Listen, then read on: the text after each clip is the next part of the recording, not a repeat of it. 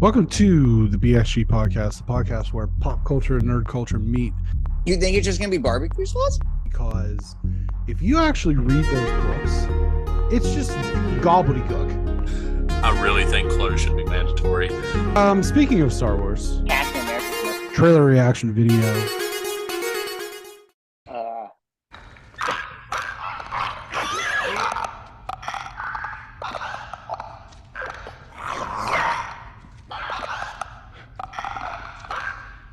It's time to talk about The Last of Us, episode 4. Episode 4, titled "Please Hold My Hand." Just a basic spoiler-free recap here. We Joel and Ellie are on their trek trying to find Tommy in Wyoming, and they make a pit stop in Kansas City and run into some things here, and we get a glimpse of this sort of, I would say, our first real extended bit of human foes that they have to kind of navigate their way around. And this episode kind of leaves you on it leaves you on a cliffhanger, and it kind of peppers throughout the episode with references to some other characters. And I guess the two main characters that we need to introduce for this are Kathleen, played by Melanie Linsky, and then Perry, who's played by Jeffrey Pierce. And Jeffrey Pierce is the voice of Tommy in both The Last of Us and The Last of Us Part 2. So that is kind of like a fun little callback there to that character and his voice actor. So there are several of the primary voice actors have been cast in this somewhere. We know that Merle Dandridge reprises her role as Marlene, Jeffrey Pierce here as a different character who's a new character to the canon. And then Ashley Johnson and Troy Baker both pop up somewhere as well, and they're the voices of Joel and Ellie. So before we go deep into spoilers for this particular episode, which was a shorter episode, it was about 45 minutes, I think, somewhere in there. Yeah. With no credits. What were your thoughts on episode 4? So I think for me, what I liked about this episode, and yeah, it's not like the powerful episode that the last episode was, but one thing I really like is that, and I didn't know this, but when I was reading other things about it, I knew it was Hank Williams, of course. I mean, they mentioned it, but I knew that song name and everything. But I like the usage of that song, and they use that actually in the video game. Hank Williams songs in the video game, apparently, which is cool. So I like that. I also thought this was just kind of like a nice return back to their story. It's still some pain back to she finds something. We'll get into it with the spoilers. She finds something. They make a joke of that. I like how there was some levity in this episode too, with the jokes. Yeah. And the other thing I really like, is that there is a building of a relationship. She's more than just, a piece of, just a piece of cargo or whatever. So I thought that was really good. Obviously getting other humans involved, I thought was really cool too. I didn't know. I mean, it's one of those things like I try to avoid knowing anything until I watch the episode. And then I try to read a little bit about it, just so I sort of sound like what I'm talking about. But, I didn't know how much human interaction, or if it was mostly just going to be, clickers, things like that. But I like the idea of some humor interaction. I like the idea of, that built-in relationship, because obviously bad things are afoot. And I don't necessarily know what the bad they always are. Because they always are in this show. And I think what I really, really like about this episode is it was always just edging on bad until it has the really kind of gnarly moment, where, before I don't want to say anything, but there's a gnarly moment, like a coming of age moment. of what has to happen here. And I really, really like that. So I thought the episode, and you mentioned you mentioned to me about the length of the show before I got to watch it, and I was watching the Grammys and getting mad. So I switched over as quickly as I could once it was available. And you said, I wish it could be longer. It'd be fine if it was longer. Because I said something about like not every episode needs to be a movie length. And you're like, well, it could be. And I don't disagree with you, but that's one thing they do absolutely perfectly. Even other shows that I've really enjoyed can have an episode that's too long. And this is what this show does so well, beyond a lot of other things, but it knows exactly when to stop.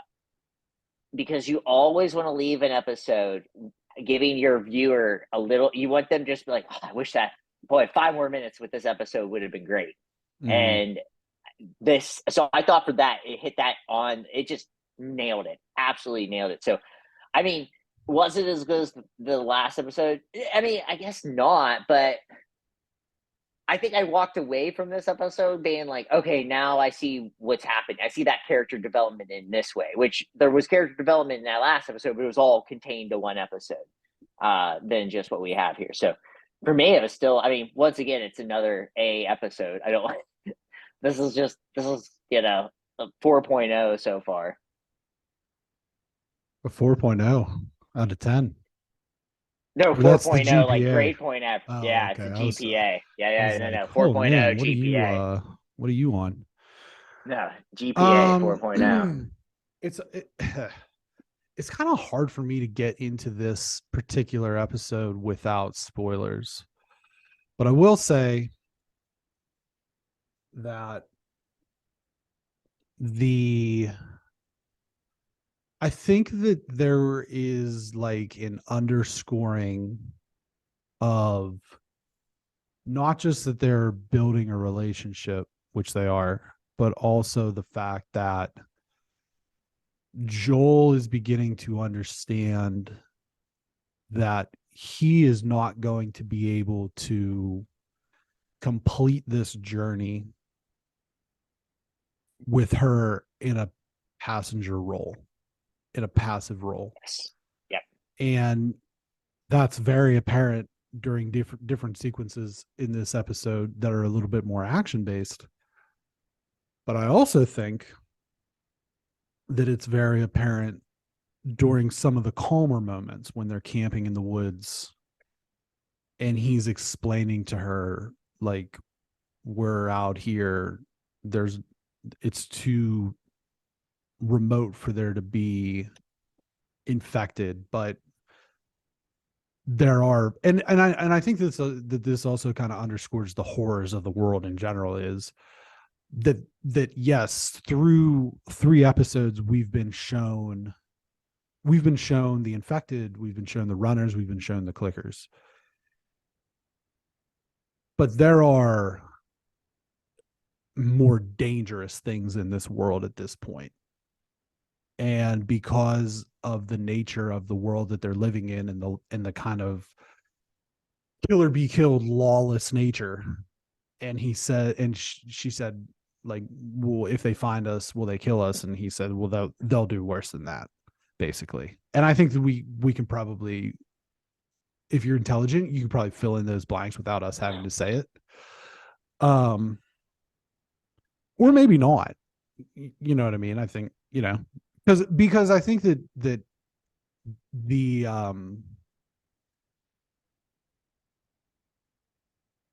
I think that the obvious flag there is like, oh, well, they would rape her, right? I think that's the obvious thing, but maybe the less obvious thing is the fact that food isn't as plentiful as it used to be. So there's that. Yes. And I felt that this episode was a really good callback to one of the, and they haven't mentioned this yet, but I think it was a really good callback to the fact that this game and thus this narrative are heavily influenced by Cormac McCarthy's The Road.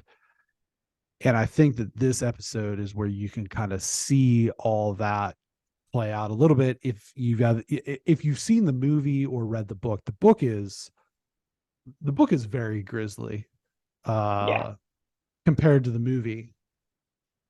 And I think that, that's something we talked about with like American Psycho even, but I think without like, I can't really divulge anymore until we kind of get into spoilers. I mean, let's do it. But you know what, Greg, before we get into spoilers, we got to pay those bills. Oh.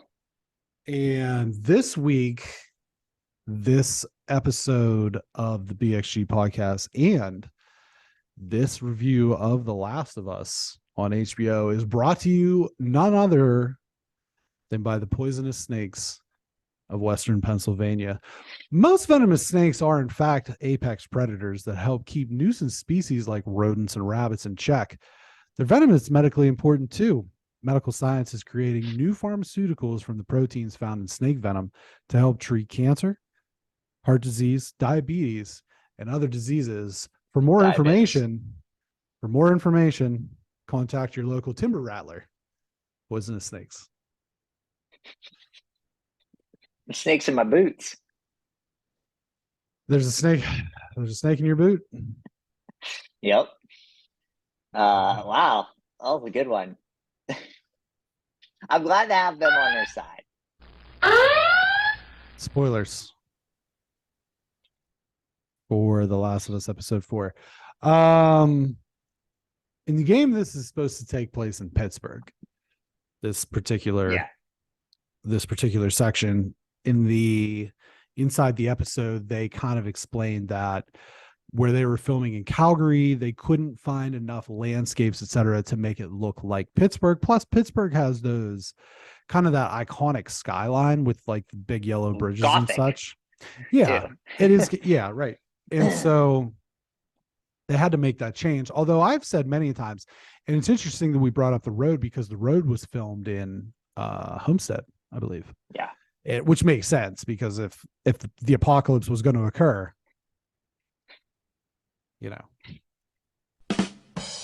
So the other thing about this particular episode, you mentioned the jokes. The joke book. There's actually a trophy in the game, in the new iteration of the game, The Last of Us Part 1 for PS5, for hearing all of her bad jokes. Like if you take the time to go through all the optional conversations to hear all of Ellie's bad jokes, it will pop a trophy for you. So it's I like that. Those are pretty directly pulled from the game. The scene towards the beginning where she is looking through the magazine and says like, oh, why are the pages all stuck together? And Joel's kind of like fumbling for an answer. It's shot for shot from the game.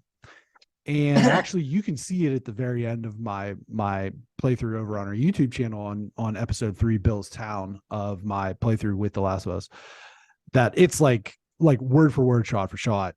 She finds the tape, he puts the tape in and says, well, this is actually before my time, but it's definitely a winner or whatever. And then she makes a joke. Yeah, that's it. Yeah. And then the cut's the exact same too. He tells her that she should get some sleep, and then it flashes forward and she's asleep, and they go into that ambush. And so the ambush is pretty much shot for shot as well, where the guy comes out, oh, I'm sick, I need help, and Joel knows exactly what's going on. And that's the other thing that I think that this episode reveals, is not just some of the things that we shared in the spoiler-free section, that the relationship's building. He's starting to understand that he can't make this with her just being a tag along. But it's also kind of furthering the notion that Joel's done some really fucked up stuff in the 20 years since Outbreak Day until the events of, season 1, game 1. And she asks him, like, have you killed innocent people? And he can't say that he hasn't, but he also doesn't want to admit that he has, so he just keeps it pushing. And not to spoil anything too deep, but that concept of Joel doing bad things is going to play a larger role way down the line after season 1. And so I think, though, that they are setting him up for this role of, I've done bad things. He's done bad things. And we have to, it's kind of like the thought process of survival of the fittest in this particular world. It's kill or be killed.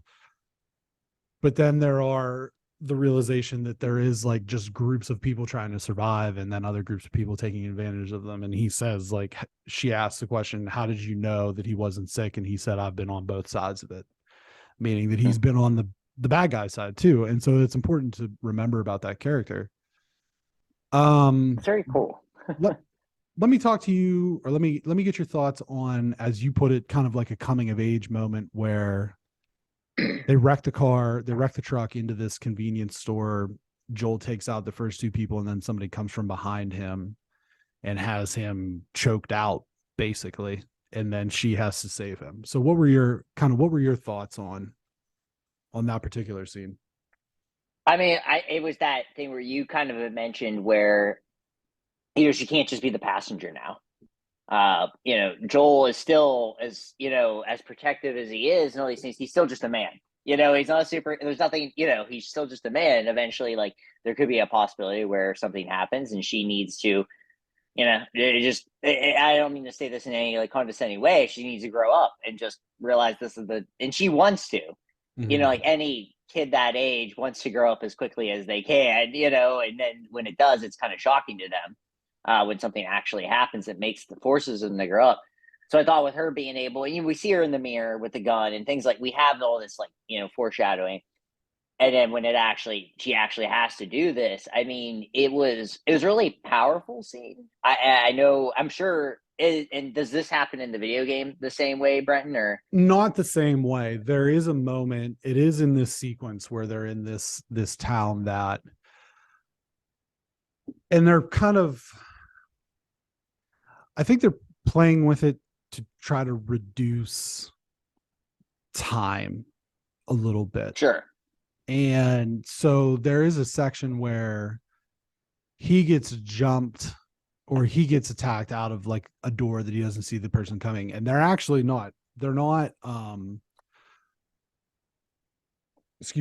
choking him down like that. There's actually like a puddle and they're drowning him in it.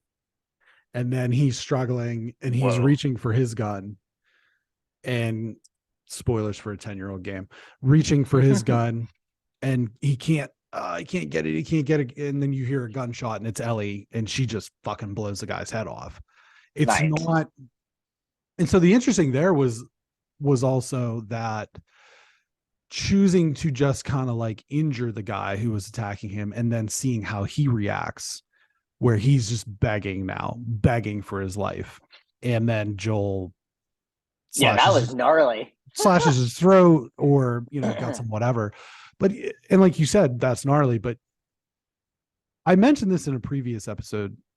I can't remember if it was the first or the second, that I'm curious to see how they will tackle in the show just how brutal the game is. And this episode showed me that they're not going to be able to go to that level, because in this scene in the game, and you'll see it in a few days whenever I post episode 4 of my playthrough, the guy who comes face to face with Joel and he has to hand fight him, there's like a drink cooler in this convenience store, and he gets pushed into it and the glass breaks, but there's a shard like sticking out. And so Joel struggles against him and then eventually shoves him like throat first down onto this glass shard. And that's how that guy dies. And so that's what I mean. Like they're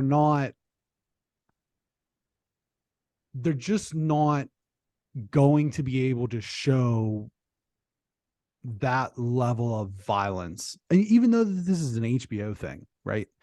Even though this is intended for mature audiences, they're not going to be able to reach the level of brutality that the game sees through. And so I don't want to say it was a letdown, because like that kind of sounds weird to say like, oh, it's not as violent and so I don't like it as much. But it's just like part of it being so violent with when it's human on human in the game is that the game does a great job of making you feel the weight of every life that you take, especially in a hand-to-hand situation where it's like, you know, they might be like yelling the name of like the person that they're with, or, you know, they're gasping for air, they're grabbing, you know, you're stabbing them in the neck and they're just like gurgling and stuff like that. It makes you feel that. And so I think that might be, I think that like the translation to that was, okay, this kid's not going to die. And then he's just going to like plead and plead and plead. And so it's kind of giving you the same like mental juju or mental voodoo that you would have in that scenario where you're feeling the life that you're taking. But now it's like, okay, this kid, he's calling for his mom, you know what I mean? And it's like, oh, this is, you know, it was fucked up. And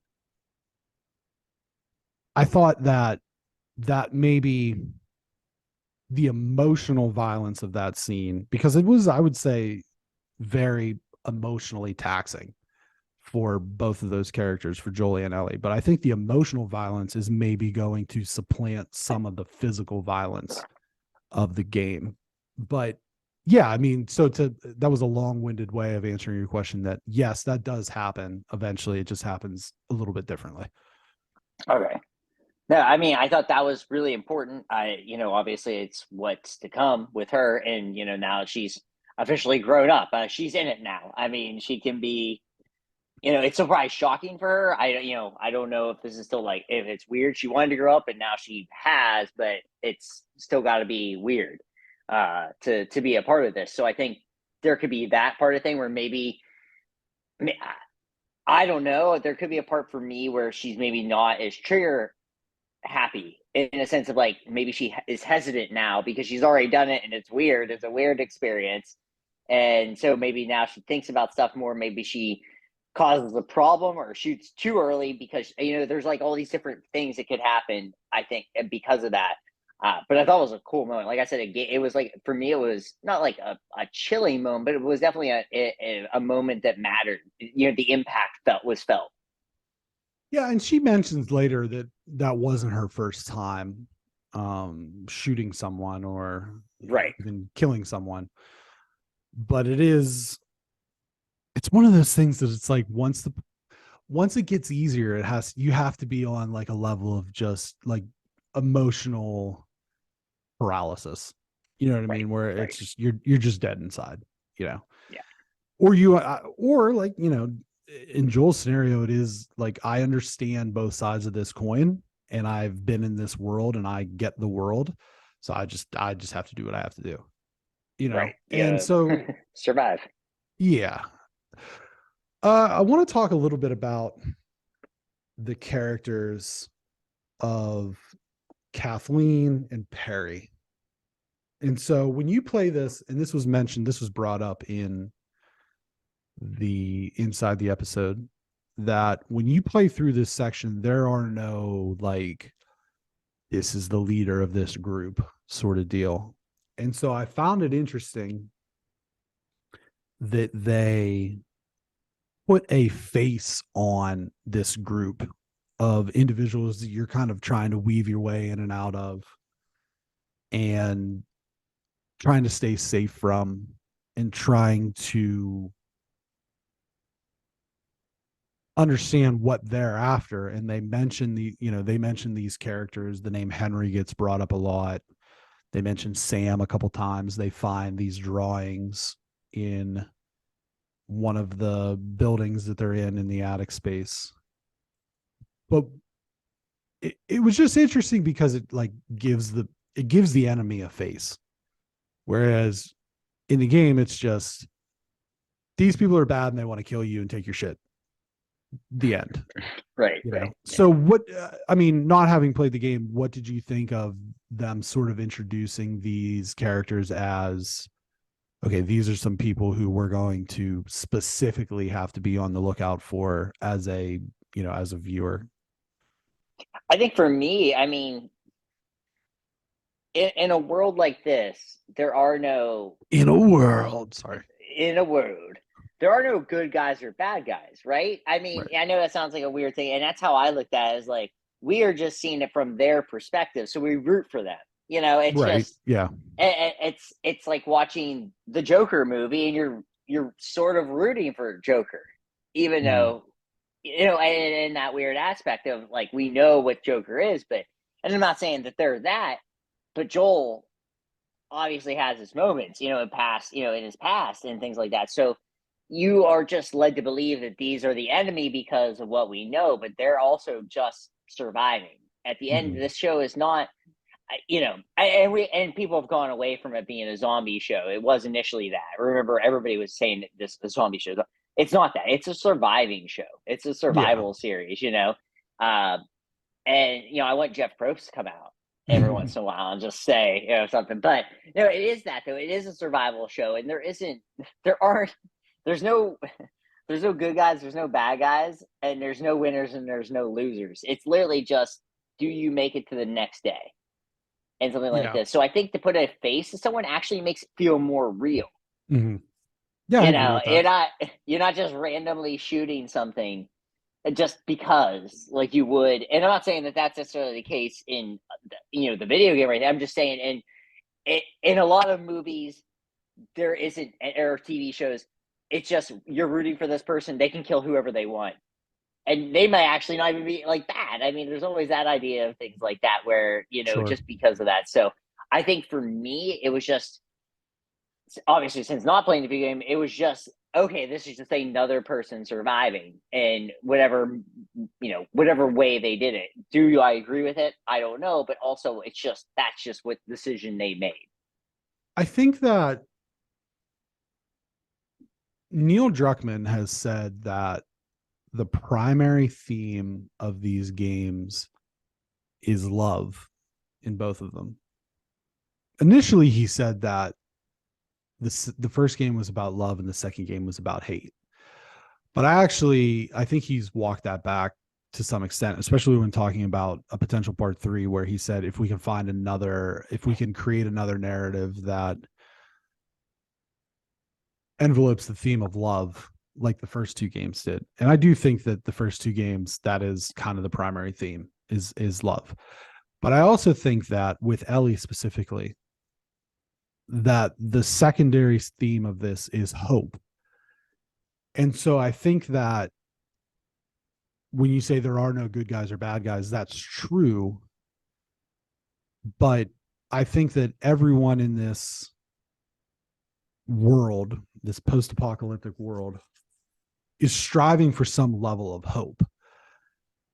And so I also think that looks a little bit differently for everybody, and it looks differently for all the characters that we've come across. For Bill and Frank, it was, the hope of living this life where they get to grow old together. For Joel and Ellie, or for Ellie, it's to use the fact that she was bitten and she appears to be immune to potentially be the cure for all of this. For Joel, it's just survive another day. And for these people, we are kind of given this, they alluded to the fact that this group of people have overrun Fedra, the federal army who runs the different quarantine zones, that they've kind of overrun them in this. And so the hope there is some semblance of like self-government in these times of lawlessness. And so I think that you have these outsiders, and there's this character Perry who seems he's got military background. Obviously he seems very militarized, but you can even see him when they find the drawings and she says we need to find them and kill them, that he's pausing because it's clear that one of these individuals is a kid, right? And so I think just the hope of any semblance of some type of normal life to these people in this scenario is the hope that they're all striving for. And so I think that we look at these characters as you said, well, they're against the characters that we're rooting for, so they're the bad guys. And I don't think that just because they are the ones who are against the characters that we're rooting for makes them inherently bad. And I do think that that is in part what makes this interesting, is because there are no black and white. The whole world is gray. And seeing how that unfolds along the path of the characters that we're following is certainly interesting and compelling. Two final things before we kind of wrap up here for this week on the BXJ with The Last of Us.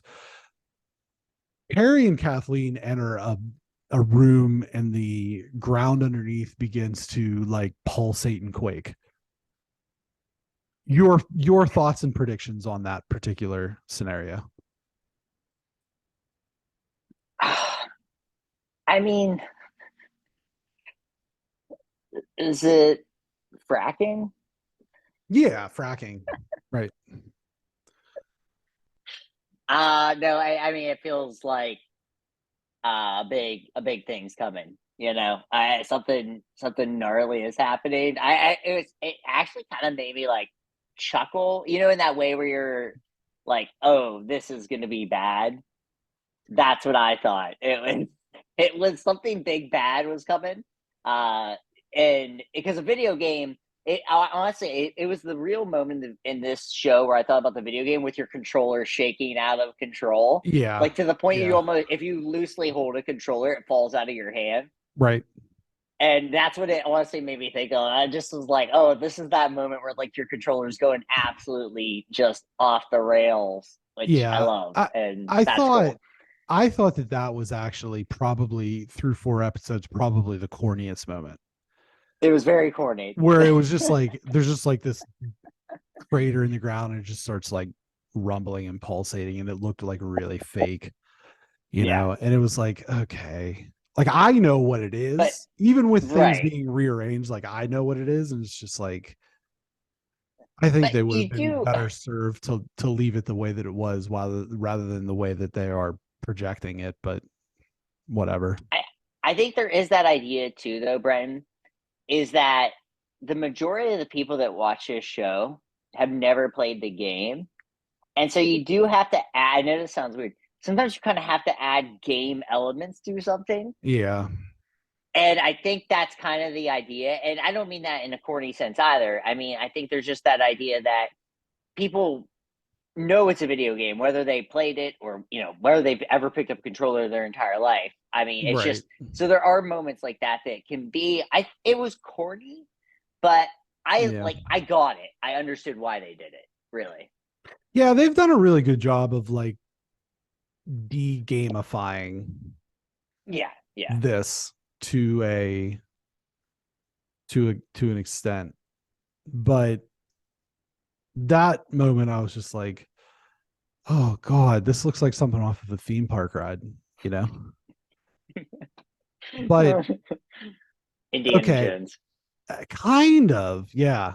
It's like, oh man. So we're gonna need a bigger, for whatever reason, all I could think of was we're gonna need a bigger boat. And because again, I know what's coming out of that hole. Right. You know what I mean? I know what's coming out of that hole in the ground. And again, they approached that particular scenario very, very differently in the game, but I still know what's coming out of that hole. With that being said, the final cliffhanger was Joel and Ellie wake up to a young black man with his gun pointed at Ellie, and a small black boy with his gun pointed in the face of Joel, and that's where we cut. Based on everything that was alluded to, that is Henry and Sam. And I don't think that that's a spoiler. I think that if you're able, like, if you're not stupid and you're paying attention, you're going to connect the dots to, you know, the pictures that were drawn and everything. So Sure. I would say I don't like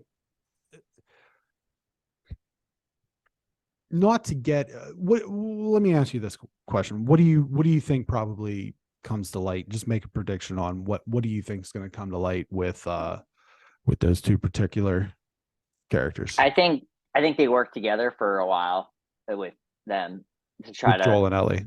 Yeah, Okay. that's what I think. With ultimately a sad demise. Okay. Everything in this is sad. You're finally starting to catch on.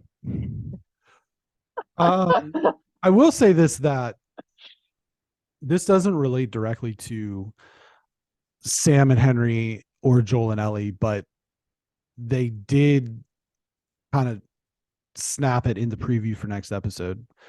So one of the cool things, and again, this is like just to, shamelessly plug myself. If you're watching along with my playthroughs, what's that feel like? What's that? Shamelessly plug yourself. Oh. I shamefully plug myself.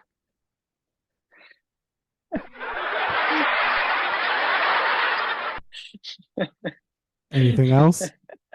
No, I'm good. Okay. You can see like the collectibles that are picked up. And this is what I mean when we've talked about like environmental storytelling and production per square inch. When you pick up the collectibles around the game, it's telling you the story of the people who were in the location during the time of the outbreak. And so there's a side character that you kind of keep track of during one of the sequences that are going to be coming up. And the side character's name is Ish. And you kind of go through all the collectibles and you go through this level or this area, and they have alluded to this. I think that it is honestly the most tragic part of that game, of the first game. And so I'm gonna be paying very close attention to see if they do that particular section of the game justice, because it is, and again, everything is sad, everything is miserable, everything is terrible all the time. But this particular sequence is absolutely heart-wrenching. And so I'm looking forward to seeing if they do that justice. Because it's just one of those moments, man. It's one of those moments that they pass through and see these, the remnants of things, and it's a stomach punch for sure. So I'm hopeful that they do that section justice. I will harshly critique, if not harshly. You will. I know. Yeah. I feel like they'll do it justice. So far, so good. For the most part, although it depends on whether or not you hate the gays. If you hate the gays, episode 3 probably wasn't for you. But I don't hate the gays, so I was fine with it. I thought that episode 3 was beautiful, actually. Yeah, it was a great episode. Yeah. Anyway, any closing? I don't hate the gays either. I didn't know I had to say that, but I'm a big fan of the gays, if anything.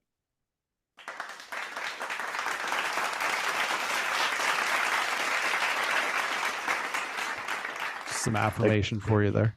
They're just like other people. Yeah. Seriously. Honestly. Yeah. At the end of the day, that's Yeah. sorry to burst everyone's bubble that hates them. Yeah. And yeah.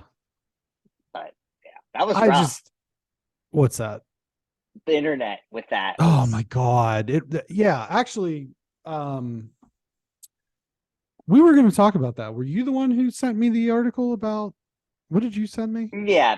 So Nick Offerman, he posted a thing about the episode just being like a great episode to work on. Yeah. And this guy that's just nobody essentially said, "You lost your man card." Oh, that's right. And then he is he's a lawyer.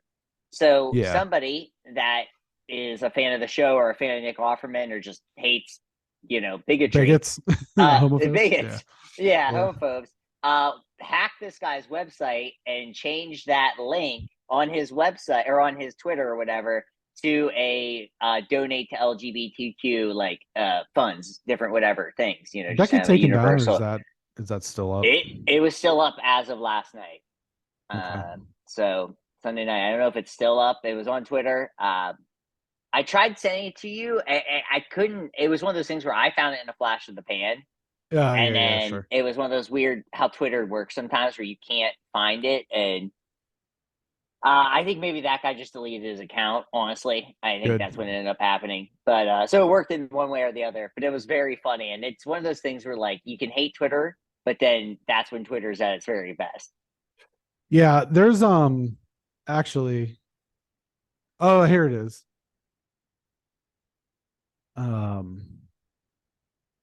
Man card revoked. Yeah, man card revoked. Yeah. And then he retweeted somebody that said, did not realize The Last of Us had so many fans doing 2000s style homophobia. Guys just frozen in amber for 20 years, waking up to whine about gay kisses.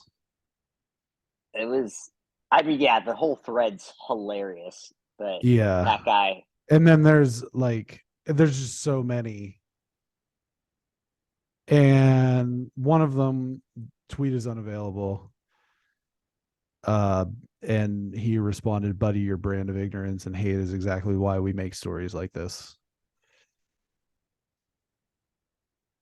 But that episode also got review bombed on IMDb, where most of the reviews are still like, whatever scale they use, like 5 out of 5, 4.5 out of 5, 9 out of 10, whatever. And then there's just a slew of 1-star reviews, and they all say, like, don't force your woke liberal ideology on us. It's like, well, if you don't like it, turn it off and don't watch it. Because this was also fucking canon to the game. Those were the ones that were my favorite. Where it was like, why are they going to do this? Why are they going to ruin this character? It's like, hey, I got news for you. Well, in the game, one of the gays. I also just, the idea of when it's forcing liberal ideas, literally someone's thing that they can't choose. Like, you know what I mean? It's just like, you know what I mean? It's this thing where it's like your sexual preference is just what you are. Right. And so it's like, it's not forcing anything on anyone. It's part of the game. Right. And it's also big just part of the game. What they are as people. And I'm going to tell you what. It's so funny. It's so. This is why Twitter at its worst and best.